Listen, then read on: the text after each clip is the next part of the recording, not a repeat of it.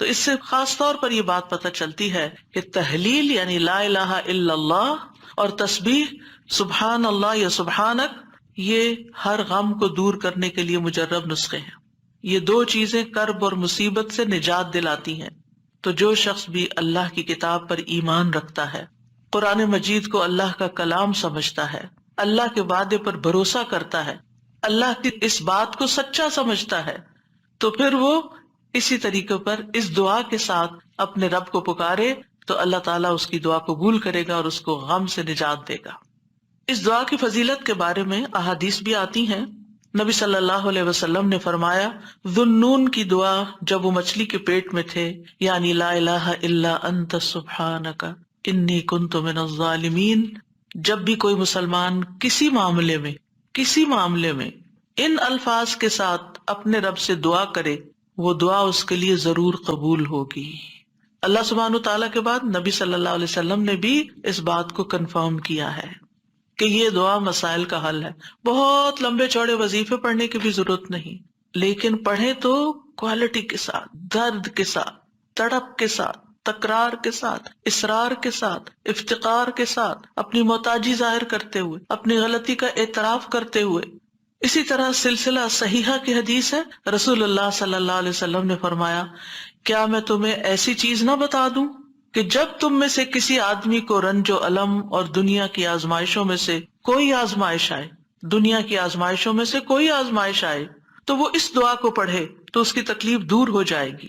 تو آپ سے کہا گیا کیوں نہیں؟ آپ نے فرمایا وہ مچھلی والے کی دعا ہے، لا الہ الا انت سبحانک انی کنت من الظالمین، کہ جس کو بھی آزمائش آئے وہ یہ دعا پڑھ لے تو اس کی دعا قبول ہو جائے گی، آزمائش ختم ہو جائے گی. ایک روایت میں آتا ہے، سعد کہتے ہیں، ایک مرتبہ مسجد نبوی میں میرا گزر عثمان بن عفان رضی اللہ عنہ کے پاس سے ہوا.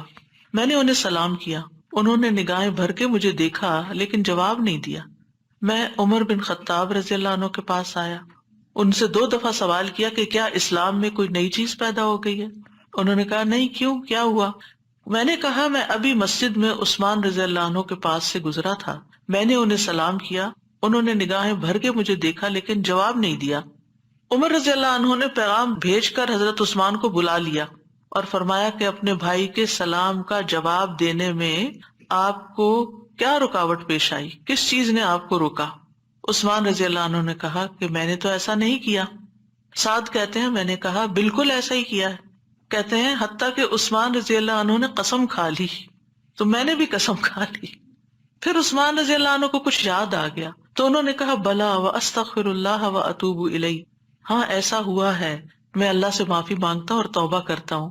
آپ ابھی میرے پاس سے گزرے تھے، دراصل میں اس وقت ایک بات سوچ رہا تھا جو میں نے رسول اللہ صلی اللہ علیہ وسلم سے سنی تھی، اور اللہ کی قسم جب بھی مجھے وہ بات یاد آ جاتی ہے میری آنکھیں پتھرا جاتی ہیں اور میرے دل پہ پردہ آ جاتا ہے، یعنی مجھے اپنی ہوش نہیں رہتی. کہتے ہیں سعد نے کہا میں آپ کو اس کے بارے میں بتاتا ہوں.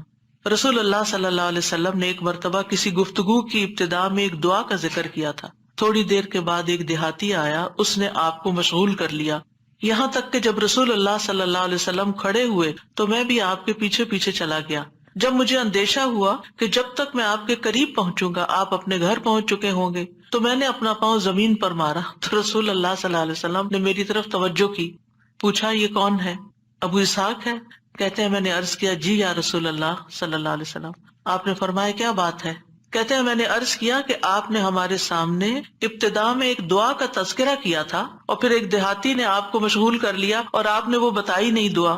آپ نے فرمایا ہاں وہ یونس علیہ السلام کی دعا ہے جو انہوں نے مچھلی کے پیٹ میں مانگی تھی، یعنی لا الہ الا انت سبحانک انی کنت من الظالمین. کوئی بھی مسلمان جب بھی کسی معاملے میں ان الفاظ کے ساتھ دعا کرے گا تو دعا ضرور قبول ہوگی.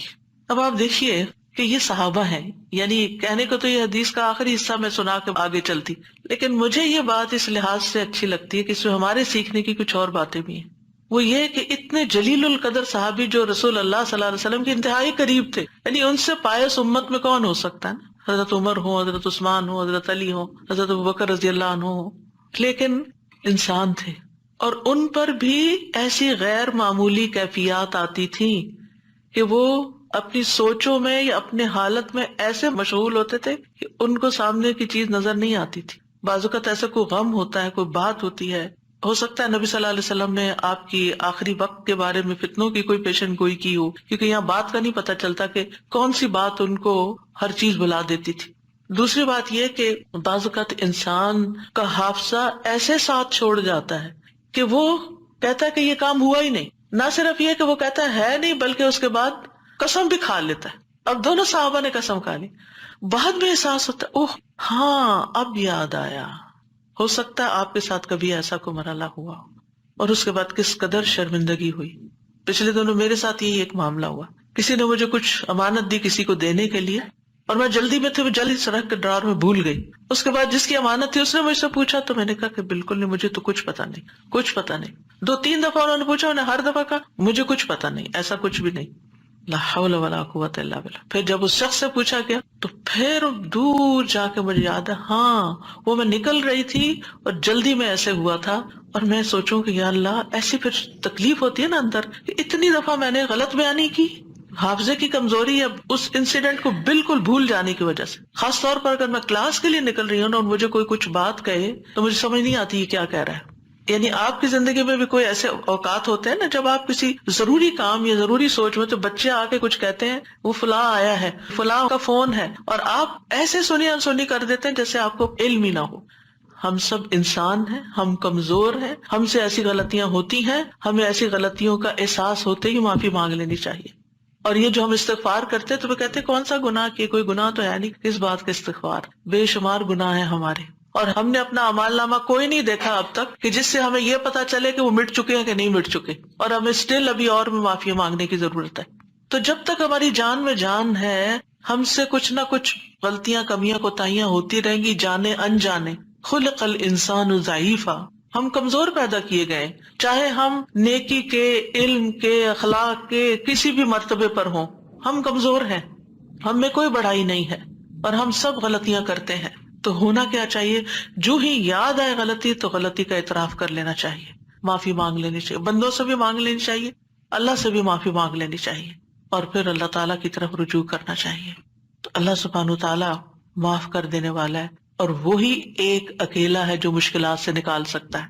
یہ پکا یقین ہونا چاہیے، اور جتنا زیادہ یہ یقین ہوگا نا، اتنا ہی زیادہ ہم اللہ کی طرف رجوع کریں گے، اتنا ہی زیادہ محبت کے ساتھ پھر اللہ ہی کو پکاریں گے کہ دروازہ یہی ہے جس کو کٹکھٹانا ہے، ہمیں ادھر سے ہی مسئلہ حل ہونا ہے، اور کوئی رستہ نہیں ہے.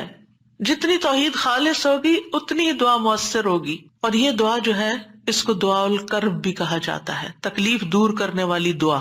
ہمارے ہاں اس کو آیت کریمہ کہا جاتا ہے، ورنہ ہر آیت آیت کریمہ ہے. کریمہ کا مطلب معزز، اور اس کی کوئی گنتی مقرر نہیں ہے. لیکن اگر آپ تکرار سے پڑھیں، 100 دفعہ پڑھ لیں، 20 دفعہ پڑھ لیں، 50 دفعہ پڑھ لیں، ضرور پڑھ لیں، کو وہ منع بھی نہیں ہے. لیکن ایک مخصوص تعداد میں پڑھنے سے ہی مشکل کا حل ہونا، یہ یقین رکھنا، یہ غلط ہے، ایسا نہیں ہونا چاہیے. تو اس دعا میں پھر دہرا دیتی ہوں، کیونکہ اصل سبق یہ ہے جو آپ کو سیکھنا ہے. اور دعا تو آپ کو سب کو آتی، پہلے سے بھی پتا ہے، اور یہ حدیثیں بھی سنی ہوئی ہیں. جس چیز کو پلے باندھنا، جس چیز کو پکڑ کے رکھنا ہے، وہ کیا چیز ہے کہ جس سے یہ دعا اتنی افیکٹو ہے. تو اس میں 4 چیزیں ہیں. ایک ہے توحید، دوسرے ہے اللہ کو ہر عیب اور نقص سے پاک قرار دینا، تیسرے اپنے عبودیت کا اقرار کہ میں بندہ ہوں، غلطیوں والا ہوں، اور چوتھے اپنی غلطی اور کوتاہی کو مان جانا، اپنی غلطی کا اعتراف کرنا. جس بندے کے اندر یہ 4 چیزیں ہوں گی، جس دعا میں یہ 4 چیزیں آ جائیں گی، انشاءاللہ وہاں مسائل حل ہو جائیں گے. اور پھر آپ دیکھیے کہ انسان کا نفس جو ہے نا، ایک دم ذرا سی بھی کوئی اس کو چیز ملے، کچھ حاصل ہو تو ایک سرکشی کا شکار ہو جاتا ہے، تکبر اور غرور میں آ جاتا ہے. تو اپنے آپ کو تکبر اور غرور سے نجات دینا ہے. کیونکہ کچھ لوگوں کا خیال ہوتا ہے کہ I am very important and I can do every thing, اور میں سب کچھ کر سکتا ہوں، اور سیلف ریلائنس ہوں، میں سیلف میڈ ہوں، اور پتہ نہیں کیا کیا اپنے بارے میں جھوٹی توقعات. اور اپنے آپ کو بڑھا چڑھا کے پیش کرنا اور اپنے آپ کو بڑی چیز سمجھنا، یہ چیزیں اللہ تعالیٰ کو پسند نہیں. لیکن افسوس یہ کہ یہاں کے کلچر کی وجہ سے یہ چیزیں ہمارے بچوں کے اندر اتنی انسٹل ہو گئی ہیں کہ وہ ایک ایروگینس کے لیول تک بعض اوقات اخلاق پہنچ جاتا ہے، جو کہ انتہائی خطرناک ہے. تو بچوں کی تربیت میں یہ ایلیمنٹ یاد رکھیں کہ ان کو کانفیڈینس دیں کہ یو کین ڈو، آپ ٹرائی کرو، آپ کر سکتے ہو، اللہ نے آپ کو یہ اور یہ اور یہ دیا، نعمتوں کو یاد کرائیں، لیکن اس کی ایک لکیر کھینچے، اس سے آگے نہیں جائیں. یو آر ناٹ ایوری تھنگ، کرنے والا اللہ ہے، انسان صرف اسباب اختیار کرتا ہے، لیکن ساری طاقت لا حول ولا قوت الا باللہ. اور پھر یہ کہ اللہ تعالیٰ کی جو خالق کی عظمت ہے اور اس کی جو اہمیت ہے ہماری زندگی میں، اس کا اظہار اور اقرار کرنا اور اس کو پاک قرار دینا اور اس سے ظلم کی نفی کرنا کہ آپ ظالم نہیں، میں ظالم ہوں، انی کنت من الظالمین، اور غلطیاں میری ہیں، یہ بہت ضروری ہے.